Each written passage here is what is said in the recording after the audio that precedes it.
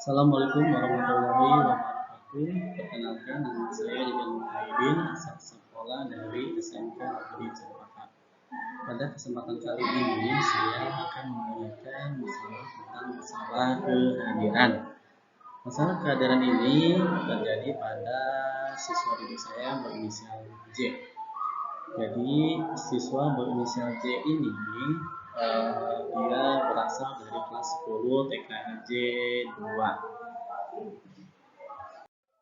Akar permasalahan yang terjadi yang pertama adalah dari segi faktor keluarga.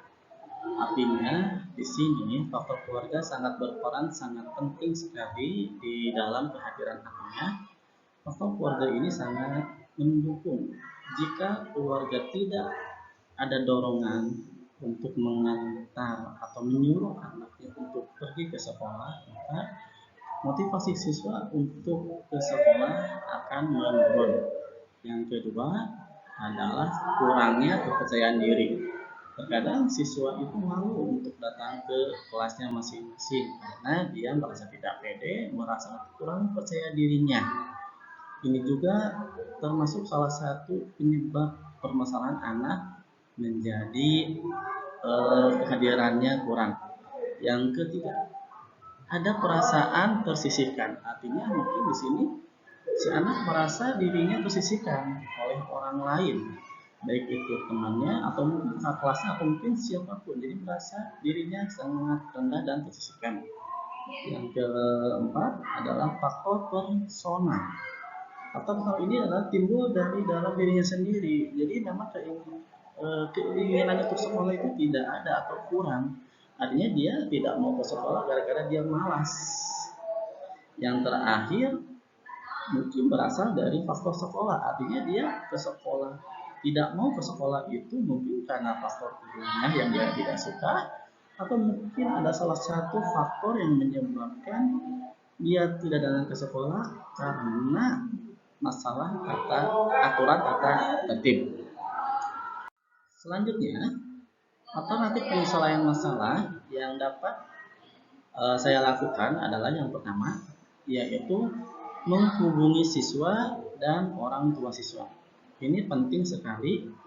Kita sebagai guru harus ada komunikasi, baik itu dengan siswanya ataupun dengan orang tuanya. Jika alternatif ini tidak bisa kita lakukan, mungkin kita bisa menggunakan alternatif yang kedua, yaitu panggilan orang tua ke sekolah. Artinya kita mengundang orang tuanya untuk bisa hadir ke sekolah untuk dapat dikomunikasikan apa yang terjadi dengan anaknya sehingga dia tidak bisa datang ke sekolah. Yang ketiga, jika pemanggilan tidak dapat terjadi, artinya orang tua tidak bisa hadir ke sekolah, maka kita lakukan home visit. Kita datang ke rumah siswa agar kita bisa langsung komunikasi dengan orang tuanya.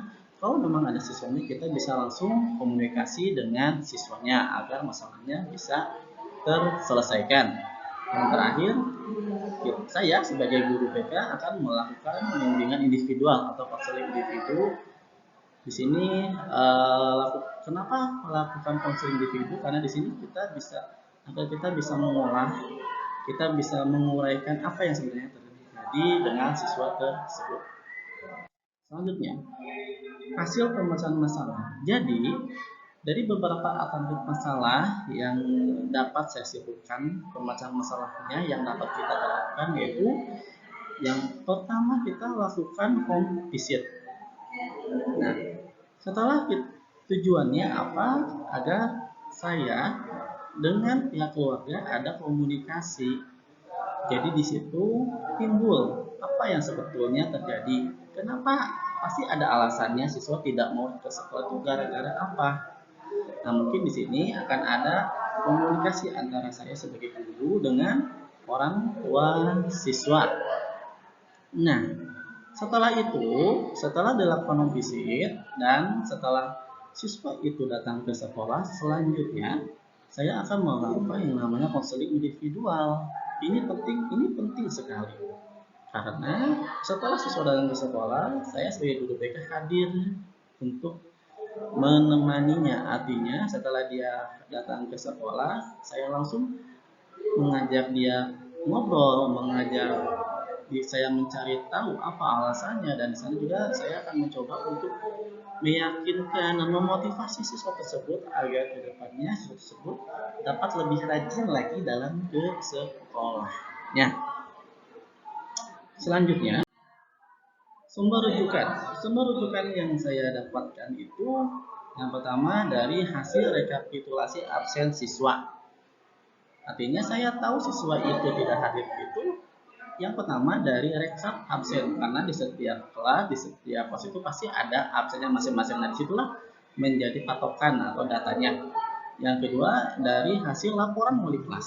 Nah, di sini komunikasi antara guru BK dengan wali kelas itu sangat diperlukan, karena wali kelas lah adalah orang yang pertama tahu siswanya seperti apa, siswa siapa saja yang hadir, siswa siapa saja yang sering tidak hadir, itu dari faktor wali kelas.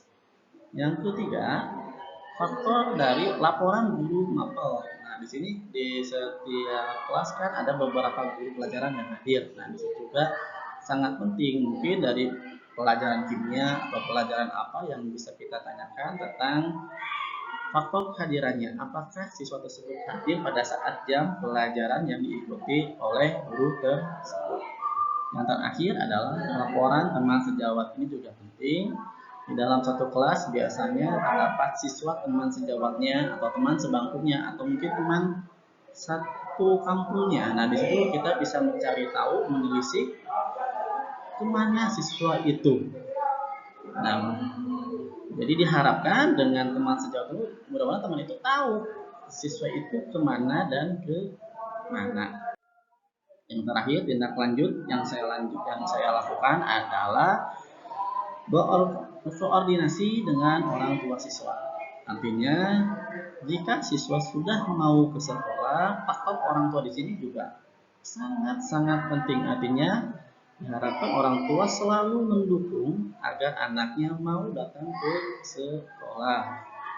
Mungkin itu saja yang bisa saya sampaikan. Kurang lebihnya mohon maaf. Assalamualaikum warahmatullahi wabarakatuh.